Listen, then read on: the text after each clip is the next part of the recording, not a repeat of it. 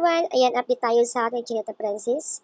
Guys, 2 days ago na nga, nag-last vote na nga yung ating Chinita Princess para doon sa global recognition. So, ayan, so proud of these two taking over the world stage. Massive congratulations Kim Chiu and Paolo Avellino of their well-deserved international wins. Keep shining, Kim Pao. Back-to-back global recognition, an iconic win on the world stage. Kim Chiu, outstanding Asian star. Kung matatandaan nyo guys, 2024 si Kim ay rumampa nga sa Seoul International. Siya po ay pangatlo. First nga doon si Belle, second is Catherine, and then 2024 si Kimi.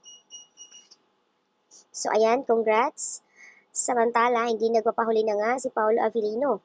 Nauna na nga si Daniel Padilla, and then eto na ngayon si Pao ang ating ibinoto at sinusuportahan lahat ng Kim Pao para manalo. In fairness ha, ang bibigat ng mga kalaban niya pero sa wakas, si Paulo talaga ang nagwagi. Pero ha, nakakaba din kasi humahabol si Ann Curtis pumapangalawa Ayan, congrats Pao. I think, ayan, hindi ako magkakamali October. Nalimutan ko lang pero nasabi ko na yan nung una kong post sa kanila. So, ayan, marami naman ang nagpaabot na pagbati. So, ayan guys, dahil si Kim Chiu na nga ang nanalo sa Global Star Awards, ang MBC Awards mismo ay award ceremony ng IMBC Entertainment under MBC Group ng South Korea. Hindi pa sila naglabas ng official page exact hall para sa red carpet kung kailan. Siguro baka mag-update lang sila soon. Kasi, ito kasi ay second edition na. Pero tulad ng first MBC Awards noong 2025, ginanap ito sa Seoul, South Korea. Hosted ng IMBC. Ayan, sa premyo mananalo ang Best Global Star ay ang trophy, special feature, article, special clip, and features sa MBC.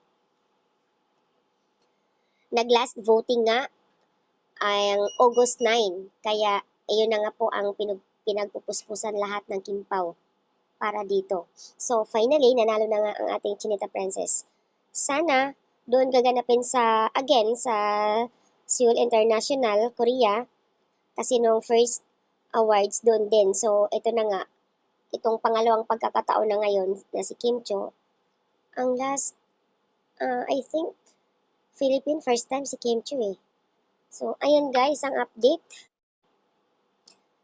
So, the first Filipino Best Global Star Awards, MBC Awards. Ito na nga, first Filipino talaga si Kim Chiu pala.